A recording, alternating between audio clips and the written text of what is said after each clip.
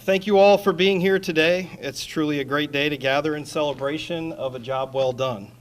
My name is Ryan Martinet. I am the Chief Operating Officer of Richmond Ambulance Authority. On behalf of our CEO, Chip Decker, I would like to welcome you to today's ceremony.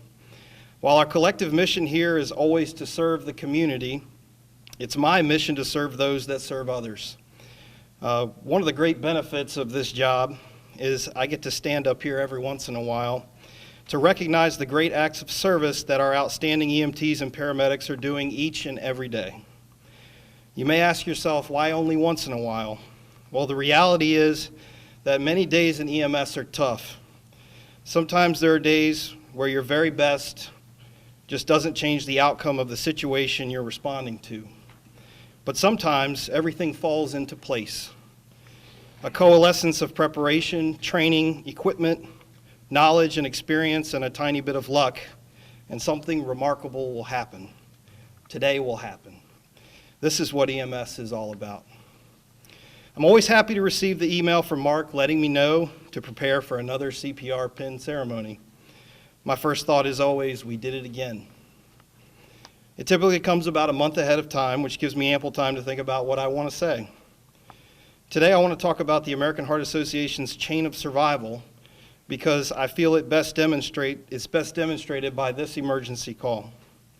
The chain of survival is a framework of life-saving steps designed to improve outcomes for victims of cardiac arrest. Each link a critical action that must be taken to increase cardiac arrest survival. A framework that's only as strong as its weakest link. Early recognition and activation of emergency response, high-quality CPR, rapid defibrillation, advanced life support care, and high-quality post-arrest care are all essential and all occurred on this call that we're sharing today. I'd like to thank everybody here today that chose to be part of the chain of survival. Bystanders, communications personnel, police, fire, and EMS responders, hospital medical staff, and let us not forget the friends and family that provide support long after the return home. While I was thinking about the chain of survival, it dawned on me how quickly collective experience can add up. It's usually a layperson with no experience that first identifies the signs of cardiac arrest. The first time they perform real compressions might be on a stranger, on a friend, or even a loved one. They call 911 and speak with a trained communicator to help them through the first critical moments of CPR. A few more years of experience added that buys our first responders time to intervene. In less than 10 minutes, multiple emergency crews will arrive, many seasoned veterans. We quickly shoot up to 50 or even 100 years of collective knowledge and experience right there on the city sidewalk. The number skyrockets at arrival to the hospital where definitive care, surgical intervention, and rehabilitation occur. When the patient walks out of the hospital, thousands of years of collective training and experience lead to an unlikely outcome, neurological intact survival. Every single person in this chain starts with two things, a desire to help and a mandatory CPR class. The lesson here is simple. If you don't have your CPR card, get it. It may mean the future for someone that you love. So I'd like to take this opportunity to introduce Dr. Ashish Sethi. He's the Chief Medical Officer for Forest, Parham, and Retreat Doctors Hospital, and also a member of the Board of American Heart Association for a few comments.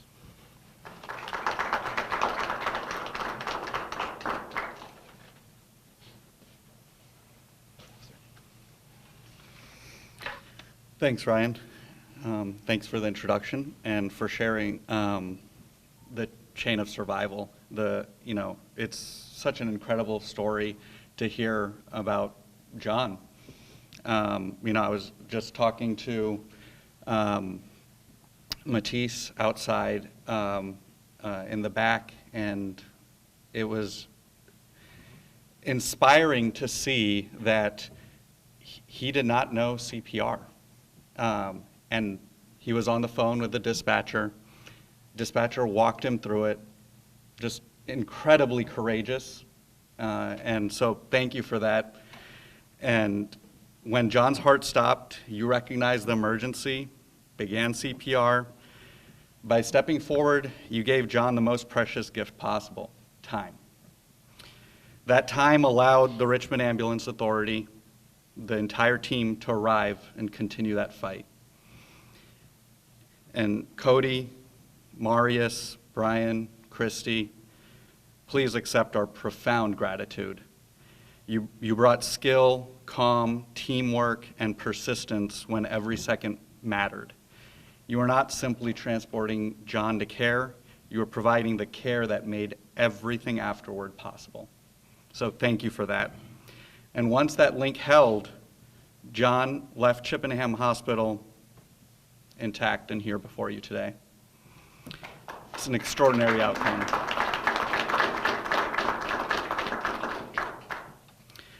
So as a board member of the American Heart Association, I want to share some statistics, what makes today so monumental. There's 350,000 cardiac arrests that occur outside hospitals each year. 9 out of 10 are fatal.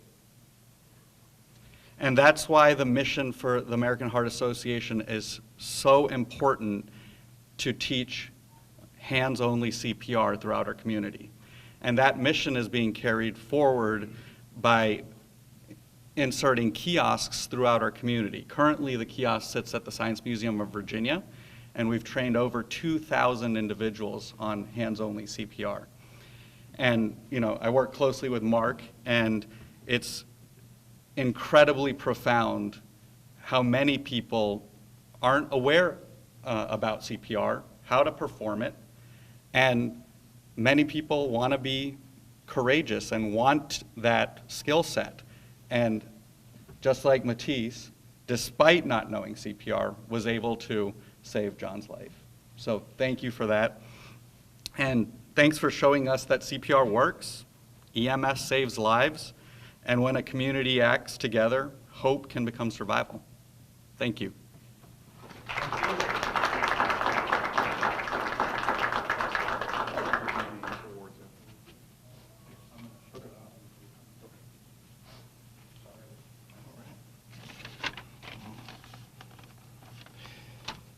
I would now like to introduce our honoree patient today, John. If you'd like to come up and say a few words. I would be honored to say a few words. Thanks. Yes, sir. Hi, guys. I used to speak for a living, but my memory is nowhere near what it used to be. Wasn't it good to start with? It's not every day where you're standing in a room and the dude that saved your life walks in. I mean, what? So this guy doesn't know it yet, but he's going to the beach with me and my family, and he's my new best friend. Now, years from now, he may think that wasn't such a good idea, but for now, because I can be annoying. What do you say here? Thank you just seems really, really lame. But I'm going to say it anyway. Thank you, thank you, thank you, thank you. I was riding back from you guys probably already know this, but I was riding back from the Greek Festival, and I live across from Forest Hill Park.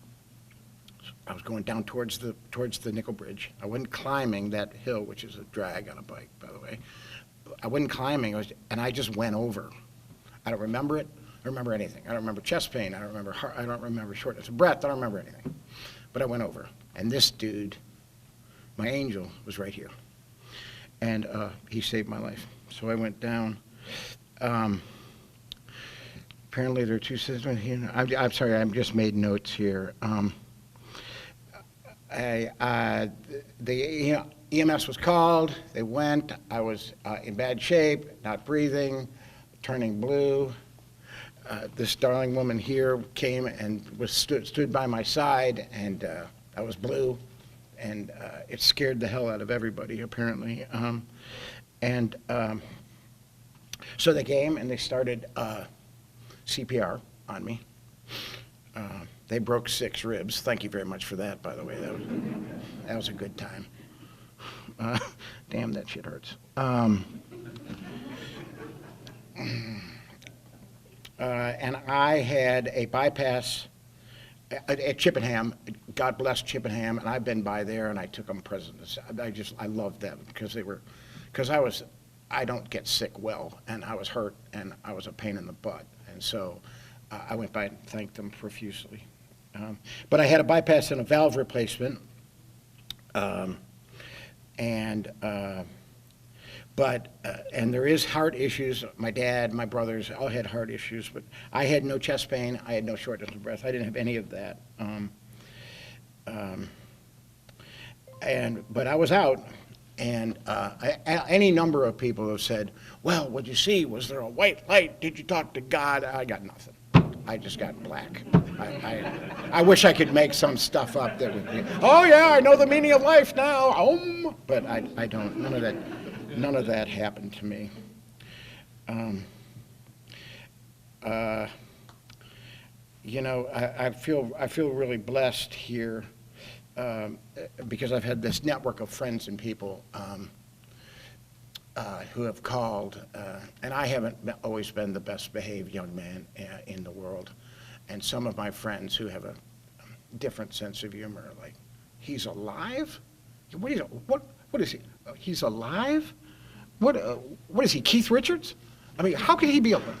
The world's not a better place because he's alive, man, trust me. But what I would go with that is that I've been bombarded with thousands of friends.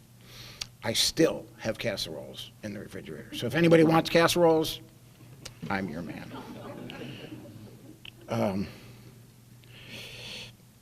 I've had a number of, I'm an Irish former alcoholic Scorpio.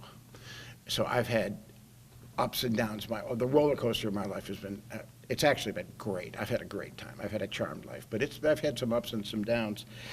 And I don't know about the higher power. I don't know about God, and I'm not presumptuous enough to see what or who or it is, but somebody had my back, and I'm forever grateful for that. I felt like I ought to acknowledge that. I was a social worker, I was a foster care social worker for decades. I recruited people to be a foster parent, by the way. A lot of kids need it. And I know what it's like to do a job that saves lives and don't get any credit for it. And you guys do that every day. And I don't know if it's my mission in life, but I will damn sure be talking about the importance of supporting your local emergency services people because, well, like I say, you saved my life. Without you, I wouldn't be here. A lot of people I know wouldn't be here. And a lot of people who don't know it yet wouldn't still be here if it wasn't for people like you. And, you guys aren't making 6 or 7 figures a year doing this, and you're saving lives every day. So the world thanks you, man. Appreciate it. So I went down, and it was painful, but I came out of it, and I don't want to sound all new age and fluffy, but I came out of this experience, I think, a better person. I'm clearly more appreciative of sunrises. I'm clearly more appreciative of other people. I'm more appreciative of my family. I'm more appreciative of everything. And I consider that a gift, and I consider it my obligation to do something with that gift. So I'm hoping that I'll be able to do that, maybe in the form of telling everybody that I ever come across with, even if I bump into the fan, get CPR. Just get CPR. Just tell everybody that. Everybody that I run into, I'll say, get CPR. So my friend that I worked at a bike shop with went by and got my bike from Fire Station 12, right? 12? From Fire Station 12. Thank you, Fire Station 12. And got me, and they told him, I think they said 2% of people that had what you had with your 87% block in my Widowmaker or whatever survive. So you can't. And then, now what I have had is, well, now, there's a reason you're alive and there's a meaning for your life and you have to go help the homeless. But whatever. So apparently I have a value restriction on what I do with the rest of my life. And I'm going to try as much to live up to that, but I hear it every day. I just want to say I've run out of run out of things here, and I'm running out of time, but I sincerely, from the bottom of my heart, thank you is awful lame, but you know, my kids wouldn't have a father. My friends wouldn't have a friend.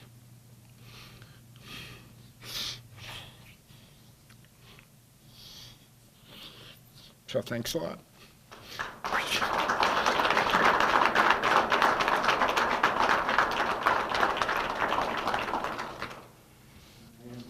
Thank you, John. To our honorees here today, thank you for your continued commitment to excellence in pre-hospital medicine and for saving a life. Most importantly, thank you for choosing to serve the citizens of Richmond by choosing to be at the Richmond Ambulance Authority. Our citizens deserve the very best EMS care, and you're the reason they get the very best every day. The CPR Life Save Pin is a symbol of rare success, and you should be proud to be among the few of us that have received it. Your actions on this call exemplify the highest ideals of emergency medical services. On behalf of your colleagues, your community, and all those lives that are touched by your service, thank you. Please join me in honoring these life-saving professionals.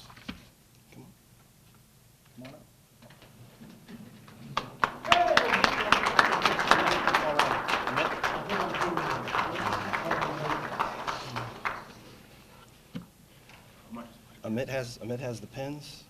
I think I'm pin boy. You're a pin boy.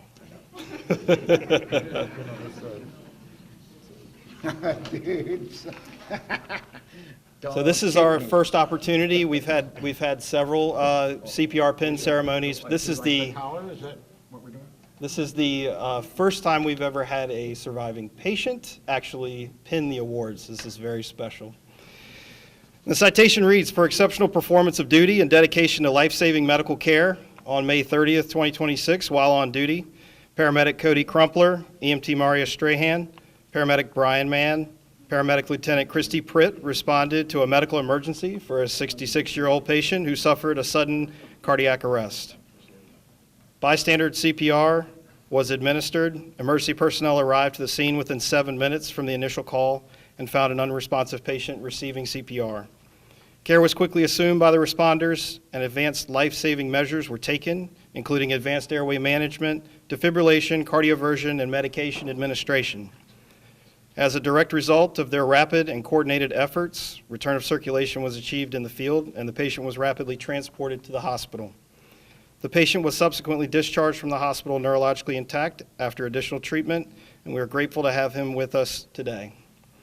Their actions exemplify the highest standards of emergency medical services and reflect great credit upon themselves, the Richmond Ambulance Authority, and the EMS profession. They are hereby awarded the CPR Life-Saving Pin.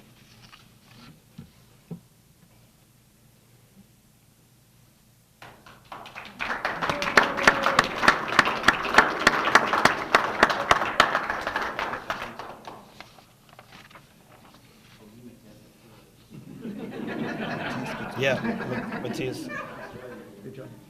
Hey, also, if we could have our bystander, Mattias Clouse. You also get a pin. Oh, this is the big one, man.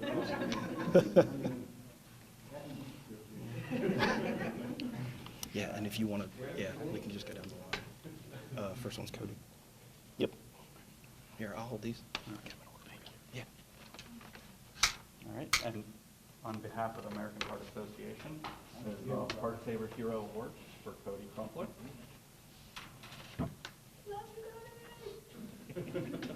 Maria Strahan. And this is Marius' second award in 60 days. Wow, all right.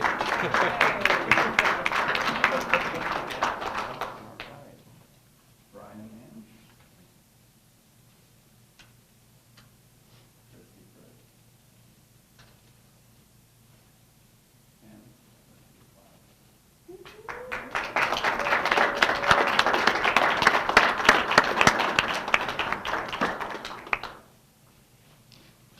Thank you all for coming out for our presentation today.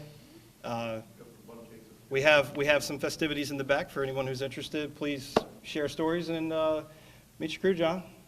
Thanks, man. Thanks, man.